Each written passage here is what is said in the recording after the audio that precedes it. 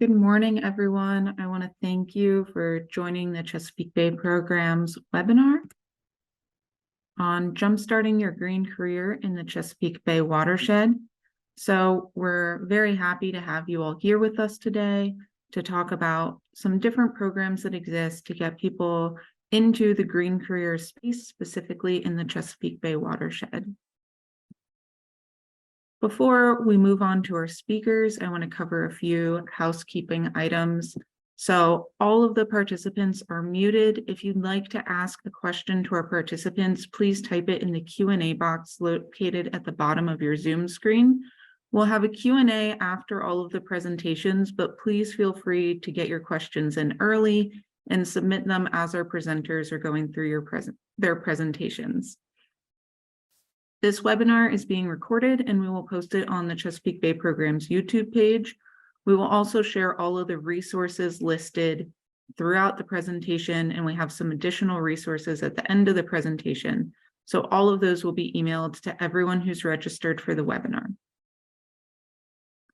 Without any further delay, I'm happy to introduce our moderator for today's webinar, Jimmy Looper. He's currently the Stewardship Goal Implementation Team Staffer with Chesapeake Research Consortium at the Chesapeake Bay Program. Jimmy joined the Chesapeake Research Consortium in 2023 as an environmental management staffer. He supports the work of the Goal Implementation Team Diversity, Environmental Literacy, and Stewardship Work Groups. He's a 2020 graduate of Washington College, where he majored in environmental studies and anthropology with a minor in Chesapeake Regional Studies. Prior to joining CRC, Jimmy volunteered as an exhibit guide at the National Aquarium, interned with NOAA Fisheries researching salmon recolonization, and worked as a Chesapeake Climate Change Program developer at the National Park Service's Fort McHenry National Monument and Historic Shrine through the Chesapeake Conservation Corps program. So Jimmy, I will hand it over to you. Thank you, Marisa. And hi, everyone. Thank you for joining us today. Can everyone hear me all right? All right, awesome. So thank you so much for joining us for today's webinar. As Marisa mentioned, my name is Jimmy, and I am currently a staffer for the Chesapeake Bay program. Specifically, I staff the education work group, the stewardship work group, and I co-staff the diversity work group. So today we're going to talk a lot about these green career programs for young professionals and how they can help you get your foot in the door and get you going for a lifelong career in the environmental field in the Chesapeake Bay region.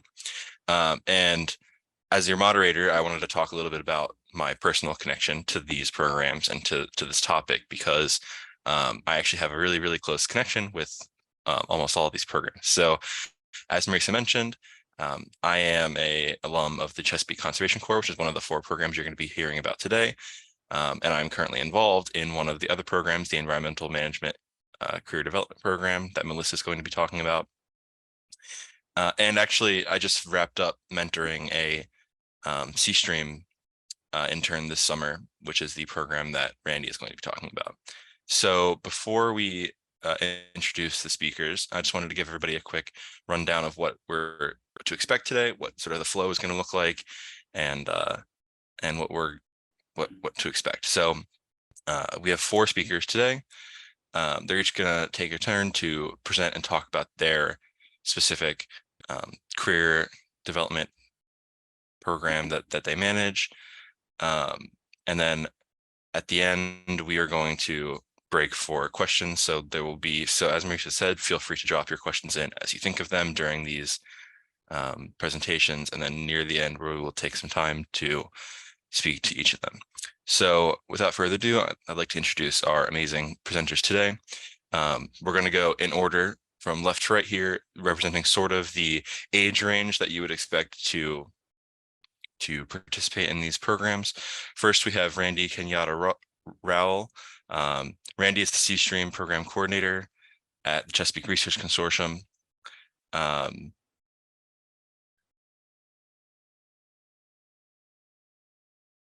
Sorry, one second.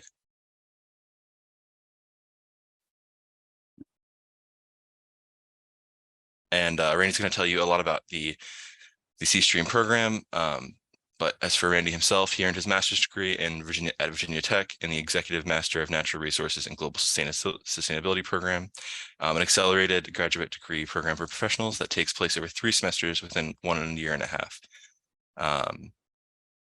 Next, we're going to talk about Emily. Next, Emily Stramsky is going to talk about the Chesapeake Conservation Corps. Emily is the program manager at the Chesapeake Bay Trust. She joined the Chesapeake Bay Trust in January 2015 and leads the Conservation and Climate Corps program. Sorry, the climate is new from when I took place in the program, so I'm still learning to say that every time. She also helps with the Regional and Local Outdoor Learning Network Initiatives and Environmental Education Grant Program.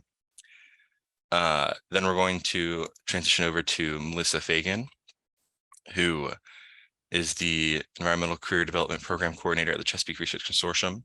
Melissa manages the program that I currently am a part of.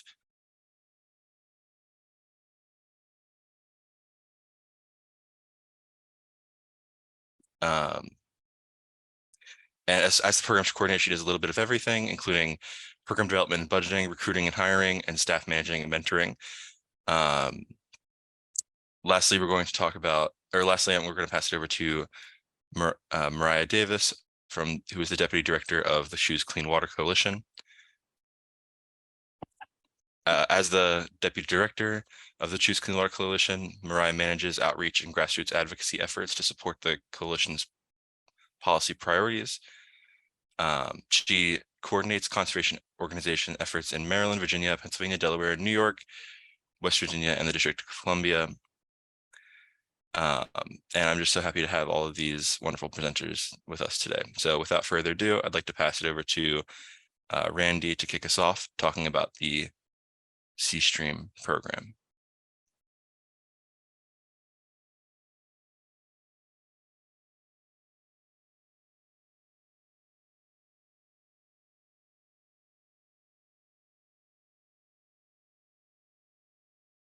Okay.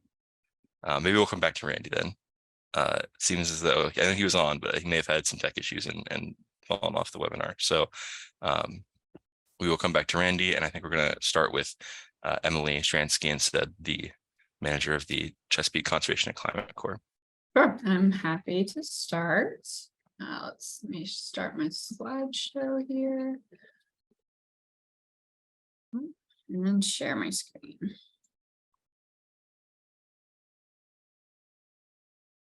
All right, can you all see just my PowerPoint? Okay, Looks great. good. All right, now let me find my notes real quick. 1 second. All right, here we go. Great. Thank you so much for having me. As Jimmy said, I'm Emily Stransky with the Chesapeake Bay Trust, and I manage the Chesapeake Conservation and Climate Corps. Climate is a new addition, which I'll mention in just a moment, and which is why Jimmy has to remember to add it in as we all do. And I'm just going to check my time here to make sure that I don't run over.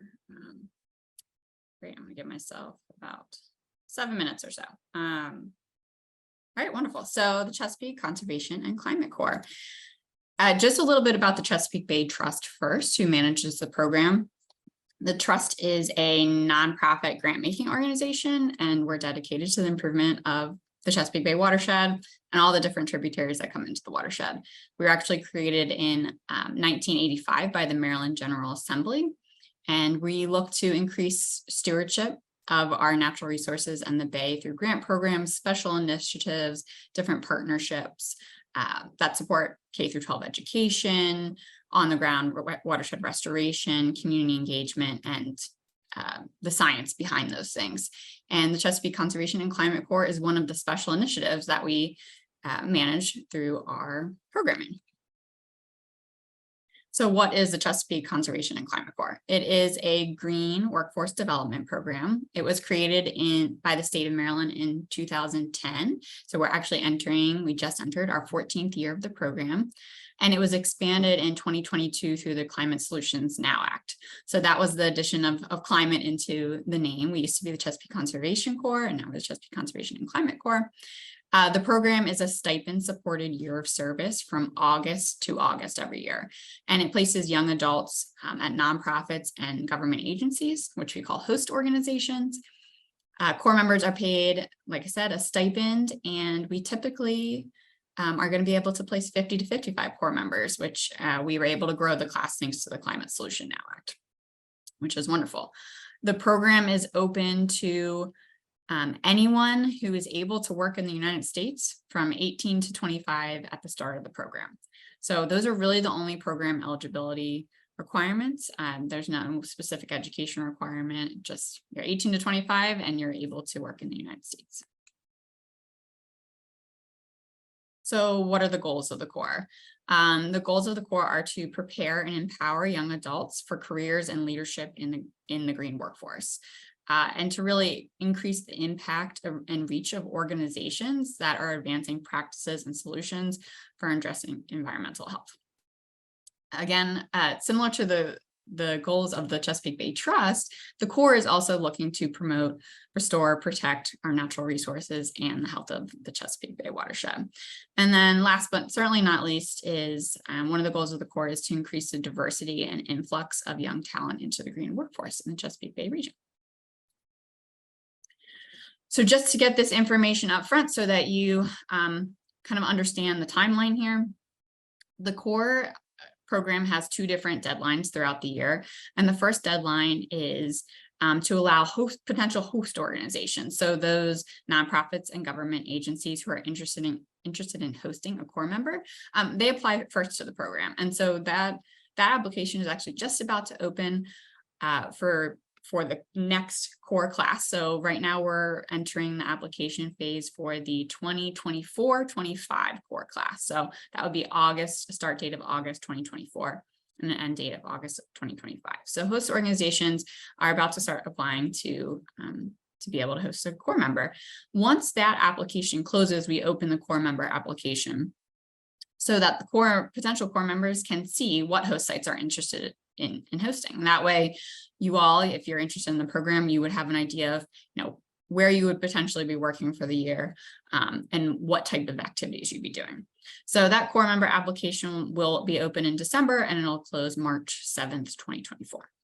And there's our website there. So it's cbtrust.org, Chesapeake Climate Corps /apply. So just a little bit more about the Corps program itself. I applied to the program. What's in it for you? So the Corps provides real-world experience, leadership and professional development training, mentorship, and a network of other young adults entering the environmental field. So for many folks, it serves as a bridge from school to the workforce or to higher education. The Corps program is really specifically designed with the primary purpose of creating an opportunity for young adults to build their skills and experience to become successful professionals and leaders in the environmental field. For organizations who are hosting, what's in it for them? They receive a full-time person working for them, expands the capacity of the organization and impact of the work. So there's a lot of host sites that end up hiring their Corps member at the end of the year, and that has given them a year of working with that person and then being able to hire on a full-time employee. That doesn't always happen, but we frequently see that happen. So real-world experience, like I mentioned, a full-time position at a nonprofit or government agency, and the host sites are all working with the Corps in the fields of environmental restoration, community engagement, climate action, environmental education, agriculture, energy, etc., as listed on this slide. The organizations themselves are not particularly needing to be an environmental organization, but they want to work on some kind of environmental mission. So we've had community organizations, faith-based organizations, be host sites, and they're not necessarily an environmental organization, but they have a component of their work that they'd like to be environmentally focused. And that's when the Corps member is able to step in and help with that environmental component. And let me go on. Let's see, I have a little over 4 minutes or so. So great, I think I'm doing well on time here. So one of the elements of the core program. So kind of, what do you get out of it participating? So you have that full-time work experience, the opportunity to work with an organization, but the trust also facilitates and hires contractors to facilitate trainings throughout the year. So not only are you getting that experience in a workplace, but you are also getting the opportunity for these kind of specialized trainings. So we do 10 to 12 of those throughout the year. Really, the goal of them is to increase knowledge and skills to further your professional careers, and also have the opportunity to build relationships with your fellow core members. So some of these trainings are in person, some of them are virtual, but all of them have components where we provide opportunities to build relationships with your fellow core members. So for example, this class 14 of the core, the training schedule includes things like a climate change training, a financial literacy training, trainings on emotional intelligence, giving and receiving feedback, self-care. We have a 3-day, 2-night environmental leadership retreat. We also have a diversity, equity, inclusion, and justice trainings around professional development, like resume writing, cover letter writing, interview skills, how to search for jobs, etc. And then also an environmental education retreat with Chesapeake Bay Foundation down to the islands in the Bay. So you get kind of this is what that picture is from, out on the boat. You get that full immersion of really being on the bay, and so it's what it's all about. So we also cover funding for attendance at a professional conference. So a lot of times that's the Chesapeake Bay Watershed Forum, but core members can also attend other professional conferences as they see fit. Another component of the core, again, not just providing a stipend to work at an organization, but we also have these other components that really help build skills. We have what we call all hands on deck project days. And so core members are able to apply to host one of these all hands on deck project days where all the core members get together and do some kind of project together. Again, this is an opportunity for really building camaraderie in your cohort. And so that might look like things like installing rain gardens, doing invasive removal. This past year, we did a kayaking trip where we removed invasive species from a pond. We also did we worked on a farm and did some agriculture work. We installed a pollinator garden. So it's an opportunity for all the core members to get together. The trust funds 5 of those, and core members apply to host them. All right, just a couple more minutes here. We also require core members to do peer-to-peer site visits. And so there are 4 of those that are required, but we encourage up to 6 to 10. And peer-to-peer site visits include going to your fellow core members' locations and learning about what they're doing, being involved in their programming. This is an opportunity to network with professionals that they might be working with at their host site, and also kind of learn additional topics. So you might be focused all on environmental education, but you go to a site visit with your fellow core member that's focused on restoration. I don't think I mentioned, but I'm an alumni of the core program myself. I was a core member in 2012, and I was working on a nature center where I was doing almost completely environmental education work. But I did a couple site visits where I got to go out and do bird nest surveys on an island under the Bay Bridge, or I got to go to Poplar Islands in the Bay and do some wildlife management surveys. So that was a really cool opportunity to do something that I wasn't doing at my host site. Another component of the core is completing a capstone project. So every core member has to come up with, in partnership with their host organization, a capstone project. And this is kind of the big project that you'll work on throughout the year. It's your culminating project. And it gives you an opportunity to have something that you're really proud of that you can use going forward, and use it as an example of the work that you did. So that's a component of the program. I just have a couple more slides here. So one of the last kind of additional components is the trust offers an opportunity for core members to apply for a small grant in order to either support their capstone that I just mentioned, or another project that they're working on at their host site. And this gives core members the opportunity to gain experience in grant writing, budgeting, project management, reporting, all things. If you work in a nonprofit moving forward, we typically apply for a lot of grants. So it gives you that first kind of sneak peek into the grant world. And lastly, the core member gets a lot of mentorship from their host organization. So each host organization assigns a mentor to the core member, and they really serve as in two capacities. They are the supervisor for your work plan, and they help you make sure that you have a full work plan for the year, and that it's progressing in the way that it should. But they also provide guidance and support for core members on what to do next. They help make connections and open opportunities for core members and really help them strengthen their resume. So we find that there's a lot of mentors who have been in the program in the past who have really helped core members get really awesome positions moving forward.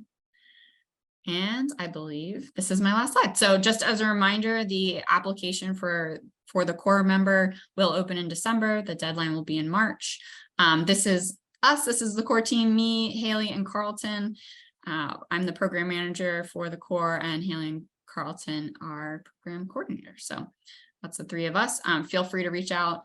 I believe that we'll be sharing contact information and resources. So you'll be getting that from us. Thank you so much. I appreciate it. Thank you so much, Emily. The Chesapeake Conservation and Climate Corps is an amazing program. And during my year there with the National Park Service Fort McHenry, I got the amazing opportunity to do a whole lot of things. So highly recommend that one for anybody who's looking to get up. So please continue to drop your questions in the Q&A box, and we'll come back and answer those at the end of the webinar. So thank you again, Emily. We're going to jump over now to Randy Rao. Thank you. Or it looks like you're here now, Randy. Marisa said she's going to share your slide. There we go. And thank you so much for doing what you got to do to make this happen, Randy. We really, really appreciate it, man. Apologies for the internet connection issues. Yeah. Without further ado, take it away, Randy. All right, thank you. I had a slight internet issue, but I'm here. So welcome. My name is Randy Rao. I'm the CRC's C-Stream Program Coordinator, and I'm also working as with the City of Annapolis Environmental Commission. I'm also working with MDE's Blue and Green Infrastructure Legislation and Policy Commission. So staying pretty busy and trying to coordinate a lot of efforts to bring as many resources as we can to this program. Next slide. The C-Stream program is about 4 years old, and it came about, through the need to make a more concerted effort to highlight and outreach to underrepresented populations in the geosciences for leadership positions. The Chesapeake Student Recruitment and Early Advisement and Mentoring Program is more like a fellowship in the sense that we allow for interns to access funds for things like housing stipends, travel, as well as professional developments, as well as support for materials that they may need in their workspace. And the whole idea around our program is to not just stick with you for the summer, but to create a lasting relationship for you throughout your environmental career. And we do this, with the intent of evolving and strengthening the leadership pipeline that attracts and retains a diverse community of both undergraduate mentees and mentors, so that the necessary diversity of participation is applied. And also, we develop our capacity to meet the original aim of our program by increasing the retention of students and staying in touch with them, assisting them into a sustained and individual tailored program of engaging scholarship over multiple years, and to better mentor and inspire them in ways that are very new. This year, we instituted our first ever mentor training, which was basically created to help mentors be better mentors. We bumped up our application and timeline for this round coming up because we want to recognize that we really want to give people time to get adjusted into their positions and know exactly clearly what the outcomes are. Next up. We do that by, like I said, providing mentoring, academic achievement support, sharing of networks. We have a fellows event that we had for the first time this year that was basically geared to help create a peer-to-peer relationship with all of our interns. And we even access some new partners like the Global Sustainability Scholar Program. In this event, we invited previous C-Stream alumni to come talk to current C-Stream interns about what the program is like. And we also had some team building activities as well. That took place at Virginia Tech at the Arlington location. It's a beautiful facility. And we wanted to, just show our interns that what opportunities exist for grad school at Virginia Tech, not just in Blacksburg, but also in Arlington, Virginia. Next slide. And another important critical component to our program is instilling the 5 competencies. And the 5 competencies are created basically to, when interns are asked how their program and how their summer went, breaking it down into these different activities from ethical reasoning, civic responsibility, multicultural awareness, professional development, or systems thinking. So looking at the program, I'm looking at the summer program and the summer project from this scope, and being able to express themselves about how the internship was as it relates to these different competencies. So that's just another important part of our program. Next slide.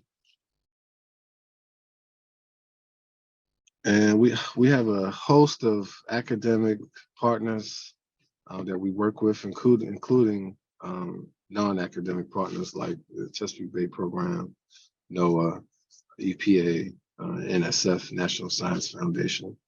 But we also have these academic institutional partners such as Penn State, Virginia Tech, UMSIS, Morgan State University, Old Dominion University, VIMS, CERC, and Edgewater, Smithsonian Environmental Research Center, where we're based out of, and the Johns Hopkins University. Excuse me. And, these academic partners help out with a host of things from sitting on our board to providing us with academic and financial support for how we carry out our program. So, and also hosting sites for internship positions. Next slide. So, the application process. So, again, we bumped up a lot of our timeframes this year, and the application portal will open this year, November 22nd, 2023, and it will be open until January 28th. And then our recommendation letters will be due by February 4th, and you're required to provide 2 or 3. And then to qualify, you just need to be a U.S. citizen, and you need to recognize yourself as some type of underrepresented population, which could be people of color, women, and other different first-generation college students, and those will qualify you for the program. Our orientation and start of the program begins May 20th to May 21st. It's a 2-day orientation. That's in person. Well, it's hybrid, but we encourage everyone to come in person. And our summer internships wrap up around mid-August, on August 15th. End of the year symposium, which is a presentation made by all the interns, is the first Friday of August, usually around August 4th. And you can check out their website there to look at the previous 2 years of symposiums. We had a guest speaker, Suzanne Dorsey was our keynote speaker. And then we also have had guest speakers like Stuart Pittman, the county executive, as well as Eric Mickelson has came on and participated in our roundtable discussions. and he works with Anne Arundel County as well. And so Sean Corson from the NOAA NCBO office has also been a key part of our program. So those are the kind of important dates to remember. And again, you can go on the website there. That's where those application portal will be open and live at starting November 22nd. Next slide.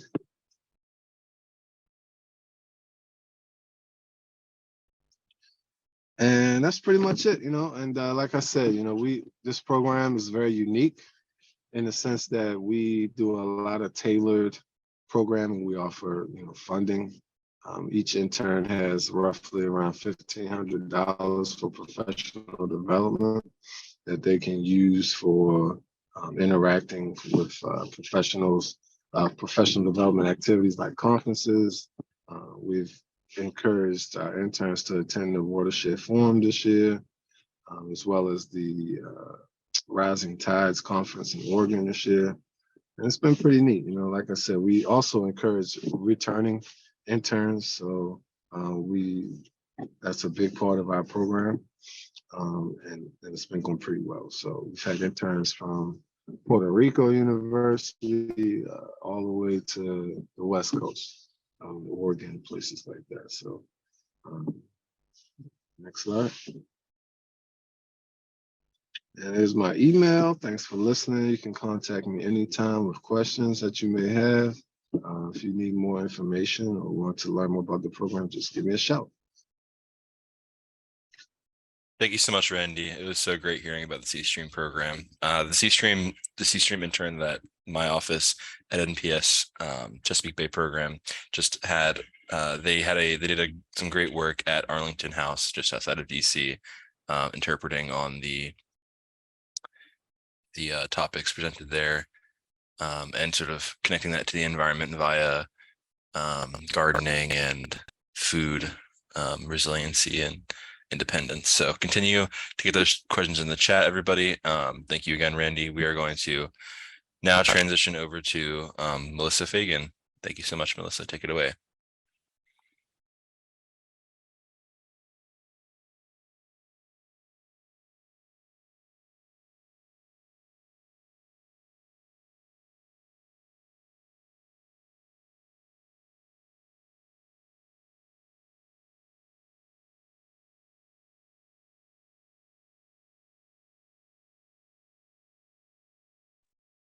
Okay, hopefully everyone can see me and see my slides. Shout if you can't. I'm really excited to be here with you all. My name is Melissa Fagan. I work with Randy at the Chesapeake Research Consortium, and my role is to coordinate the Environmental Management Career Development Program, or you may have heard it be referred to as the Staffers Program.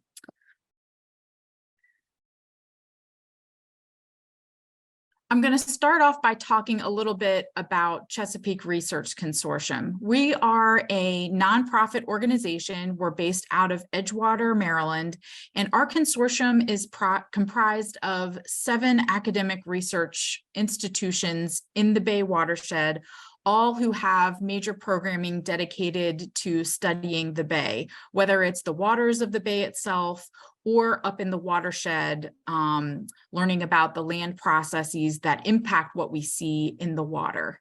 We have 4 main areas of work: convening, building collaborative teams, creating pathways, which is where the C-Stream program, as well as this career development program, fall within. Building the big stage, providing platforms for conversation. So how do we share information that's coming out of the scientific community? We do that in a number of ways, through newsletters to large annual conferences, and then member support, really working with those 8 academic institutions. But our real mission, if you want to sum it up, is collaboratively connecting science to management. And what that means is that there's a lot of decision-making going on in the Chesapeake, And we want those decisions to be based on sound science, if at all possible. So we use our member institutions not only for their knowledge, but also for their networks so that we can bring in that academic knowledge from all the way up north of the watershed down to the south. And so that is really our role. But today we're going to be focusing on this creating pathways portion. Let me see if I can hide this so you can see these better. There we go, that's better. So the Environmental Management Career Development Program gives early career environmental managers and scientists an entry point into the restoration community that not only provides that great work experience that all those entry-level positions want you to have, but also places an emphasis on each staffer's individual and professional growth over time.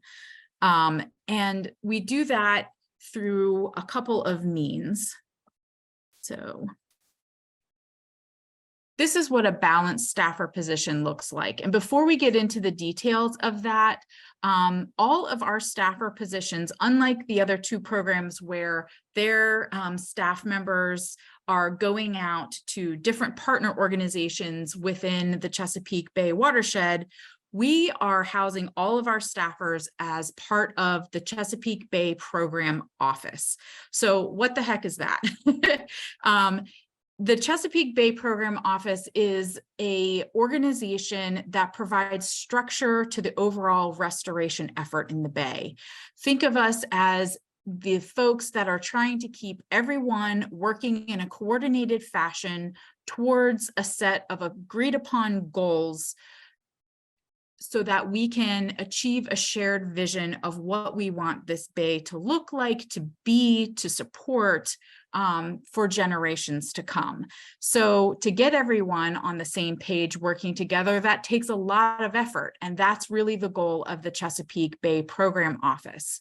The office is divided into different areas of focus. So while our staffers are all located in the Chesapeake Bay Program Office, they're all focusing on different things. So you heard Jimmy talk about his work with the Stewardship Goal Team. Marisa, who you saw earlier in this webinar, is working with the communications team. We have staffers that are working with fisheries issues, habitat, water quality, monitoring, environmental modeling, and the like. So they're really spending their time in one particular realm of the Chesapeake Bay Program's work, but their networks are reaching far into the watershed. So you're dealing with partners that are also working on fisheries issues if you're the fisheries staffer, and those partners may be located throughout the watershed. And part of your job is to bring them together to have important conversations, to provide recommendations, to keep the work moving forward. So these are 3-year positions. Each staffer is hired for a particular opening. And during the course of their 3 years, this pie chart shows you a general picture of what that position looks like. So there's a lot of administrative and coordination work, but that's really the bread and butter of the Bay program. We've got to get people talking to one another. We need to engage partners that are positioned to help us in the areas that we need help, or to inform decision makers, or to bring in that sound science and figure out how we can use it to help solve a problem that we're wrestling with. So that is really critical work. And I think a lot of the staffers sort of underestimate this piece because it's not always the most exciting work, but you're doing this at a scale that is so unusual for entry-level positions. You're not managing the support of these teams on 5-people teams within an organization. You're literally reaching out across the 64,000 square mile watershed to do this coordination work, which makes it a little bit unusual and a skill that is transferable across so many different lines of work. But that's not all we want the staffers to do while they're at the Chesapeake Bay program. So we make sure that each position has time for what we call projects and leadership. So that's really taking ownership of a task or managing a particular project, whether it's initiating a funded pilot program that's going to develop a new tool or try a new restoration technique, whether it's developing a GIS story map to help explain some of the data and trends that we're seeing. These are opportunities that allow the staffers to flex some creative muscles, develop some leadership skills, and really add a nice substantive couple of bullets to their resumes moving forward from our program. And then the last slice of this pie is professional development. And that professional development refers to time that is spent where every staffer gets to take a look at where they think their future is leading them, and taking different trainings or attending different conferences, meeting different people, all designed to help them take those next steps. So this is a 3-year program. So you do have quite a bit of time to build up that work experience.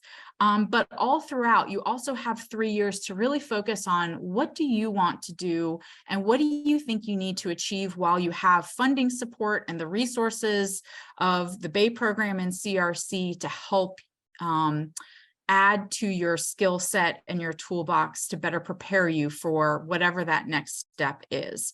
And we really focus on this. We write individual development plans with each staffer. We revisit them often, and we really protect this time for them so that, you know, things can get really busy. And if we have the sense that, you know, a staffer is getting really busy, we want to make sure that we check in and keep the staffer's position within this balance that you see here.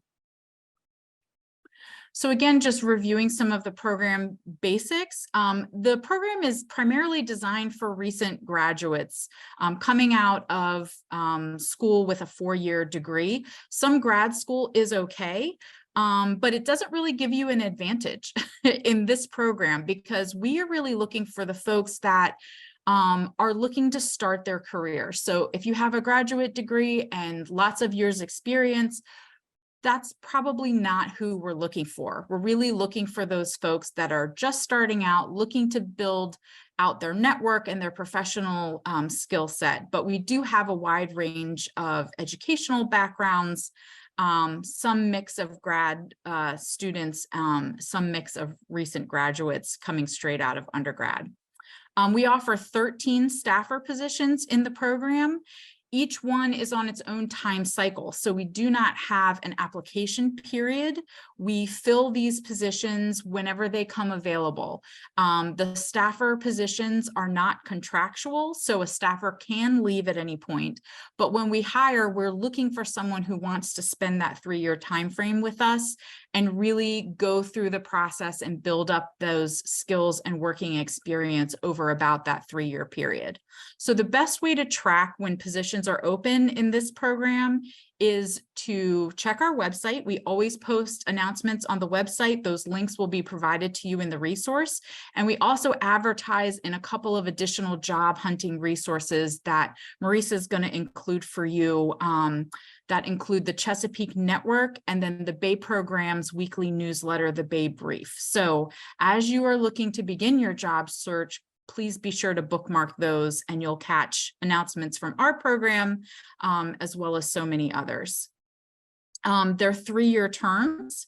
And these staffer positions, though this is a, termed position, they are set up like a normal entry-level position. So these are salaried positions. We offer health benefits, retirement benefits, paid leave, holidays, all of those things.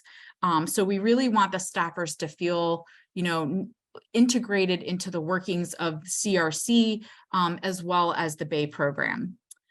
We mentioned that each staffer has an area of focus. So when we're looking for an applicant, let's say we are hiring for the fisheries position, we're looking for someone who has an interest in fisheries, maybe has done an internship or taken a course or done some volunteer work, participated in a student group, some sort of connection and interest to the particular topic. So every position, when it becomes available, will have a dedicated position description with those sort of requirements or what we're going to be looking for when we look to hire for that position.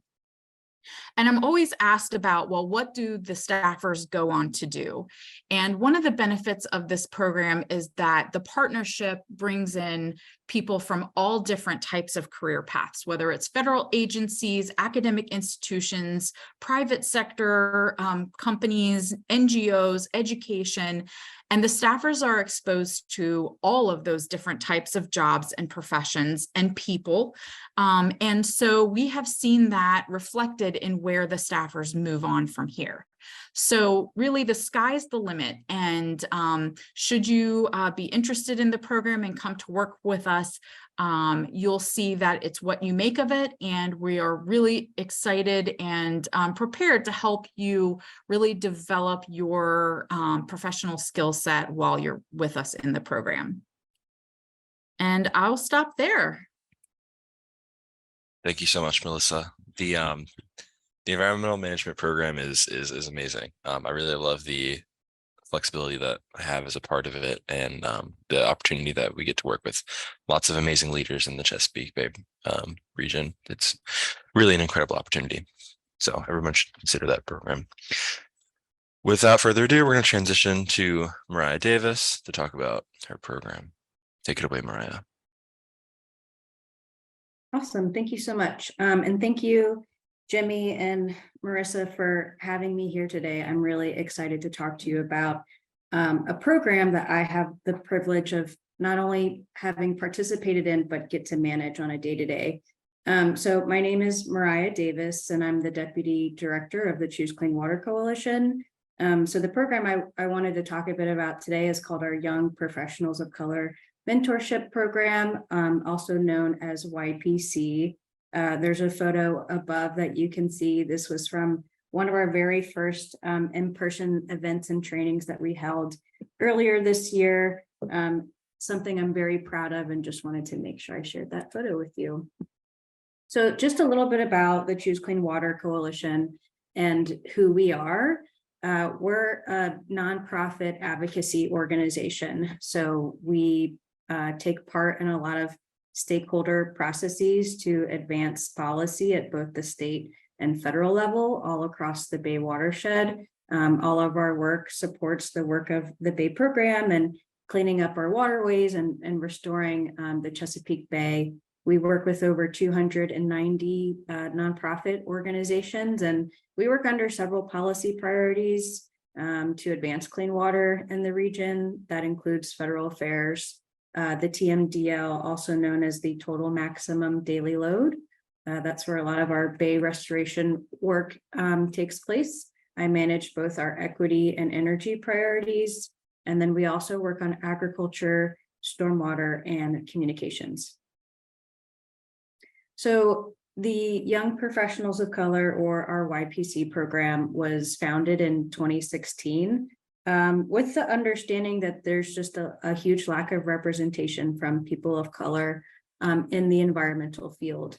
It was created to, provide professional development training and also just a safe space for networking and community building to support people of color in the environmental movement. There's a lot of, structural, cultural, and systematic practices in our society that oftentimes presents barriers or prevents people of color from advancing and in their careers. And that's exactly why this program was created. So yeah, it does provide, free professional development and free mentorship. This is very unique program. There are not many programs out there that do both of those things, for free in our field. And it does also support a lot of the work that the Bay program is doing to advance their own diversity goals. There's a photo on the right here. We did a team building end of the year exercise at one of our conferences. So a lot of our trainings are virtual, but we also do in-person engagements and meet up with each other in person.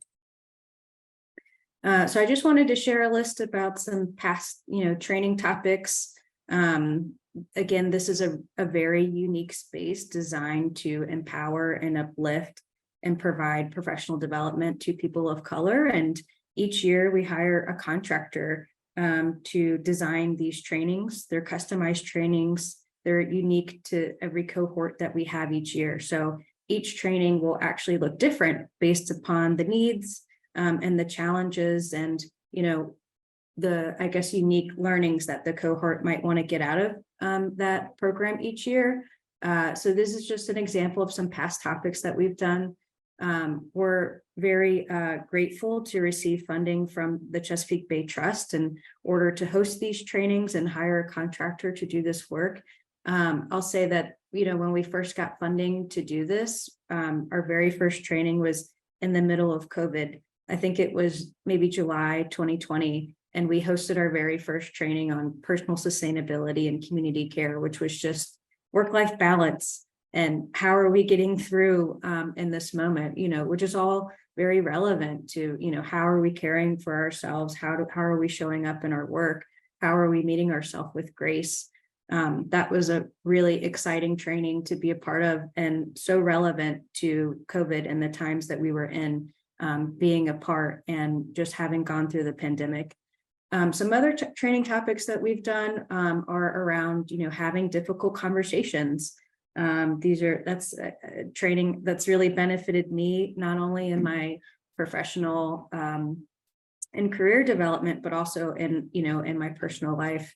We've done some other types of trainings around combating microaggressions, something that's very prevalent, among people of color and people of marginalized identities that we experience on a day-to-day in our professional setting. So this is just a small example of the training topics, and on the right is a photo from one of our trainings. So some benefits of the program, these are just some results that we've seen. We've seen increased retention among people of color in their environmental fields. A colleague of ours, Joe Toulon, he came to a training just this past year, and he was on a panel and he shared, as a person of color, if it wasn't for the YPC program, I probably wouldn't have continued in my environmental career. So not only has it, helped in many, those ways, but in having mentorship, I've been able to get 2 of my mentees jobs. So, if you're somebody who, you're trying to get a job, or you're a recent graduate, or you're early in your career and, you're really trying to find your footing, having that mentorship and having a mentor that can help you with that role to introduce you to people and tell you about jobs that are available and help you to update your resume is really beneficial. Mentors in the program have also helped their mentees have conversations around promotions and, salary raises and things like that. We take measurements of this kind of data every year. And, overall, it really does help people to boost their confidence, makes them feel supported, and also gives them some skills to walk away with at the end of the program. In addition to that, it's a space to grow your network and to build community. Again, there's just not a lot of people of color or representation in this field. We're definitely seeing changes in that in the region, and I think a lot of that is to the testament of a lot of the programs that you've heard about here today. But this is yet another space to help build that community and to network with colleagues. On the right are just some photos of another field trip experience that we were able to provide to YPC and some of the mentees and mentors at the end of the year. These are just some other quotes I wanted to share with you about some, benefits that people have shared that they've received out of the program. Just overall loving the space and what it means for, BIPOC and people of color. It's helped people advance for promotion and title changes and to better reflect on the work that they do with DEIJ, gave people the confidence to have difficult conversations with their superiors and feeling supported through various aspects of their work. I often feel very, invigorated and excited leaving a training. I think that's a common theme that you'll see in many of these quotes, and just sharing that, space for connection and joy. I like this other quote: key to management for me is centered on constant learning and growth. I always value opportunities to learn new things, gather new tools and perspectives. Although this is a program designed for early career professionals, we welcome mentors, and there's definitely co-benefits in being a mentor in this program. My mentor gave me suggestions for professional development training, many resources, and so on. So just some really amazing feedback and wonderful results that we've seen from this program. This is just a little bit about the requirements and what we're looking for when it comes to applying to be a part of the program. We're currently recruiting for our 2024 YPC cohort, and this will be a year-long program. We'll kick off in January, and I'll be doing some work before that to have people apply, match you up with a mentor, and get the program ready. But we're anticipating it'll probably start in January. So this is a good time to apply and share your interest if you are interested in participating. You must be at least 18 years of age, and this program is, specifically designed for people who live and work in this region. So you must at least live or have an interest in living in the Chesapeake Bay region. That 18 is the minimum age, but again, we welcome mentors to apply. The beauty of this program is that we're able to connect, again, people in college with people who are very seasoned in their career and have up to 20 and 30 years of experience. So we also welcome people of all ages above 18 to apply. We typically accept between 40 and 50 individuals each year. That's kind of our cap. We ask that you commit to participate in at least 3 of the trainings. These are free trainings. We're not paying you, you're not paying us, you're really just volunteering your time to be there. So we just ask that you dedicate your time to participate in at least 3 of those trainings.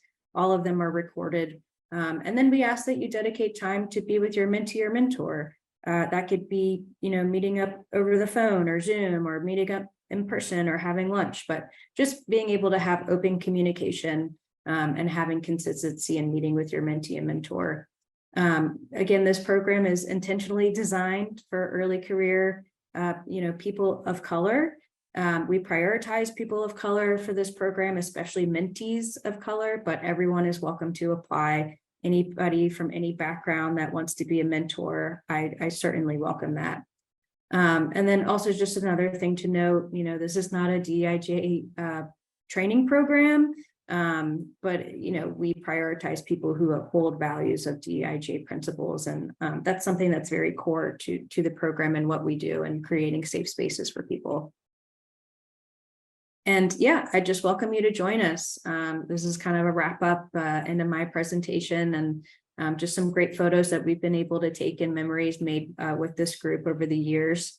There's a link here, choosecleanwater.org/young professionals of color. That's how you can get to the page to learn more. And this is my email. If you have any questions, I think Marissa is going to plan to share our email information and information about accessing the YPC webpage. So thank you all again for the opportunity. Thank you, Mariah. It was wonderful hearing about yet another incredible program in the Chesapeake Bay region. So without further ado, we're going to transition to do some Q&A. We've got a ton of questions in the chat. And before we actually start answering them, I do want to say that while we don't have infinite time, so we may not get to all of these in the webinar, they will all be answered and sent out via typed responses and email. So if you don't hear your question answered right now, it will be answered. So with that, we're gonna the first question I want to pull out and ask you all is comes from Micah Polsky. They wanted to know about the compatibility of remote and hybrid work in these programs. So if people can speak to that.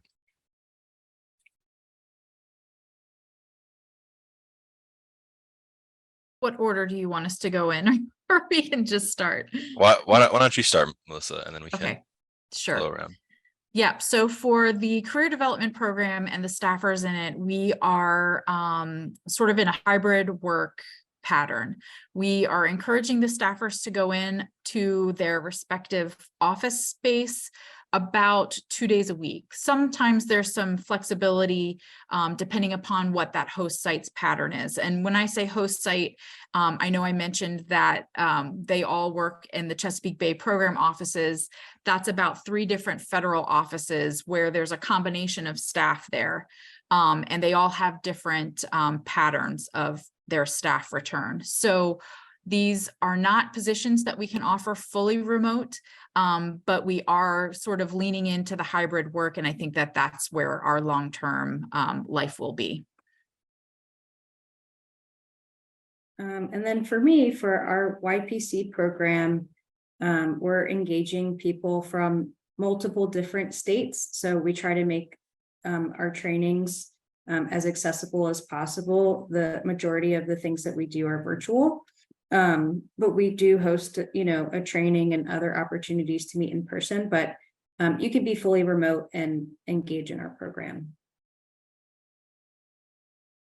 And then for the Chesapeake Conservation and Climate Corps, it really varies depending on the host site and the work that you're working on in the Corps. So some work is really just inherently in person or in the field, like restoration work or environmental education.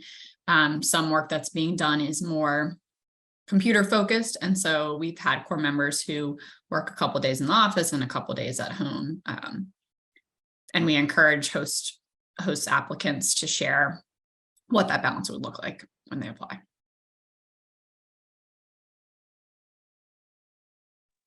And for the C Stream program, we encourage hybrid and remote work. We had one intern this summer that worked completely remote the whole summer in Oregon. And she just came in for the symposium in person. But, we really want to encourage in-person activities and see how we can find ways to get people in person. But we do have some flexibility there that came about mainly from COVID, where we offered hybrid and remote work in different capacities. So it's something that we definitely are flexible about. Next question is for Randy about the C Stream program. There are actually two questions. The first person wants to know what the target age of your program is. It's 18 to 25-year-olds, but it's just young adults, people in their sophomore, junior, or senior year. We do take graduate students that are coming from senior graduating and have been accepted into grad school. And that's pretty much our target. And the other question is, would a 2-week study abroad trip in mid-June interfere with the eligibility to do a C Stream internship? Yes. We had someone do that before. And, they miss out on certain things, especially in-person activities, but it's not encouraged. But we do understand that sometimes things have already been planned in ahead of time. It's really up to the mentor that's doing the interview for their position. And if they deem to see that it's fit, I usually don't get in the way of that, but it's doable, but it's not encouraged. Got it. So this question, I think, is specifically targeted towards the CCCC program, but I think everyone can answer. Oh, I lost it. Oh, here it is. The question is, how much control do you have over what type of work you do as a Corps member? Yeah, and I think everybody can speak a little bit to that as well. Yeah, sure. So for the Chesapeake Conservation and Climate Corps, host applicants do propose a work program or focus for their Corps members. However, in the first month of being in the program, the mentor and the Corps member work together to plan out their work plan. So some organizations are going to have specific work that they do just because of the nature of the organization. Like they might be an environmental education organization, and so that's likely what you're focused on.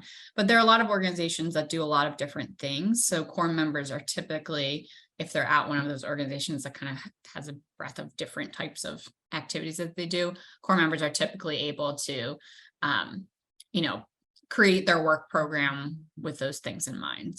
So there's some flexibility depending on the organization, but the host applicants actually submit a description of what their Corps member might work on. So you'd be able to view all of those descriptions as you're looking to apply and looking at what host organizations are out there. I can just follow up talking about the work of the staffers. So a lot of the work that the staffers do is going to be dictated by the needs of the groups that they're supporting. However, all of those groups have a laundry list of needs, and some of the more substantive items that would fall into that project and leadership bucket are really up to the staffers choosing based on what skills they're bringing. These staffers are coming into the program with some incredible skills already in hand that we want to put to use and add that value into the program. And then through their professional development, that really gives them the freedom to explore in a topic that maybe their group is not focused on. So if you're in the, the fisheries group, and then you have this interest in, more watershed related issues, maybe it's stream restoration, or maybe it's an ag issue, then through the professional development program, you can explore that.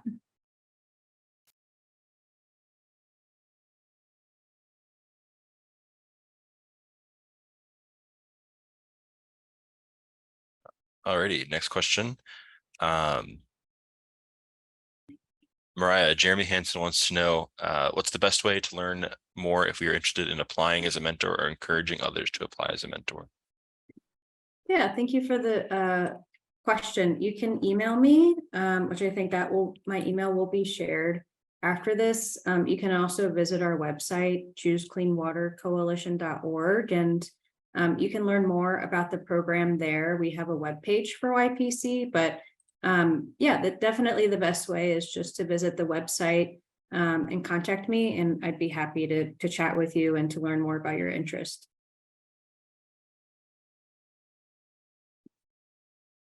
This is a really quick question. Will you be sending a follow-up with programs and where we can apply/find more info?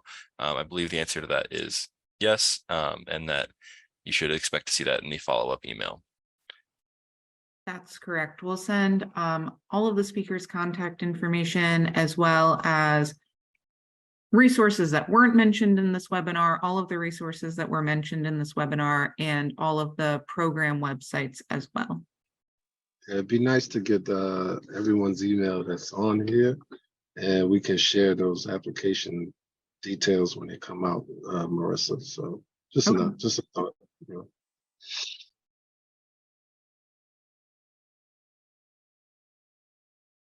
How are we doing on time, Marisa? How many more questions do we want to tackle?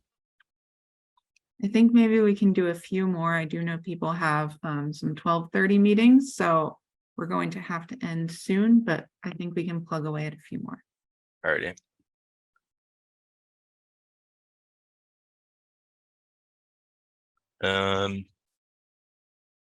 Okay, this lost question. Okay, so we had a question about. Okay, here it is. Do any of these positions offer full-time work benefits like health insurance? Melissa, you want to start? Yeah, so the staffer positions do. There is health insurance, there's paid leave, there's 401k, travel support.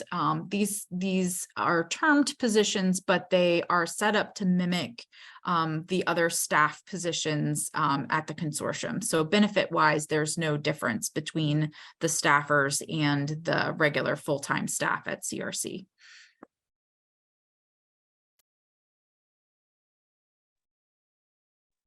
For the Chesapeake Conservation and Climate Corps, that we don't currently have health insurance. We haven't historically provided it, but it is something that we're looking into. So we're trying to see how we'd be able to include that in the budget and provide that support for folks. So hopefully soon we'll know.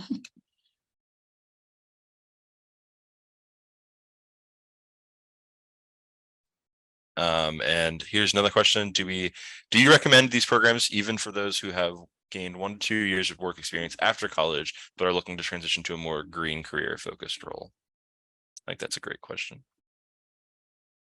I can speak to the Corps. It is a program for 18 to 25-year-olds. So we do have some folks who are 25 at the start of the program and may have had a couple of other experiences under their belt. Still a great opportunity to get into the green career field and get some mentorship and figure out the best direction for you. So I think for the core, that's fine. Same for the staffers program. You know, we really are looking for the folks that are starting their careers in the environmental science and management. And so if you are still in that early career phase, and especially if you're thinking that there might be a shift in focus from some of your previous work experience, then I think that your goals and our goals would align nicely. Yep, and same for our YPC program. Great. And so I think we're going to end out on this question. The last question is, if I just received a degree in communications, can I still work in this field? I think that you're seeing everyone's heads nod because communications is something that everyone needs, right? So we have one of our staffer positions that Marisa is in actually right now, specifically focused on communications. And so for that position, the communications background is actually prioritized over any sort of environmental background, though it's helpful if the communications folks that we bring on have that knowledge and interest and passion in environmental issues. But yes, you can absolutely take a communications degree and apply it to environmental work. We just hired a communications internship. And yeah, we host a communications work group where people who work in the Bay field do communications. So yeah, I definitely. Yep, and for the core, there's core members out there doing social media for their host site and putting together outreach materials for their organization or for events and things like that. So lots of opportunities.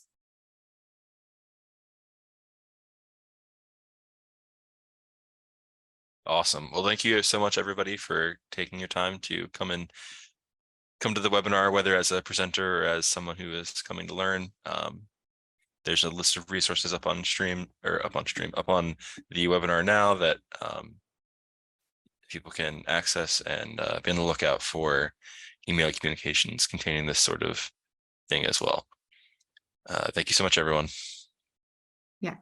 And as we said, we'll be emailing these out. I am going to make a quick plug for Virginia Conservation Network's Environmental Fellowship because applications are due September 15th.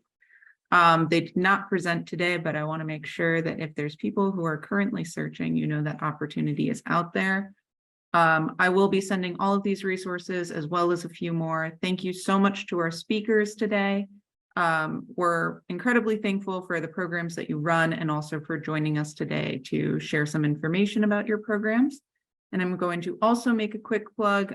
This will be sent out, but we have a newsletter that includes jobs, internships, and conferences to attend. So that's called the Bay Brief newsletter, and we'll send that link out with everything else. If your question was not answered during the webinar, we will make sure that a written response to the question is sent with all of the resources. So thank you everyone so much for your time today, and we'll be sending out speaker contact. I was so excited today that I didn't introduce myself at the beginning. My name is Marisa Baldine, and I am the communications staffer. So also feel free to reach out to me if you have questions about communications in the Bay. Thanks again for attending, everyone, and we hope to see you soon.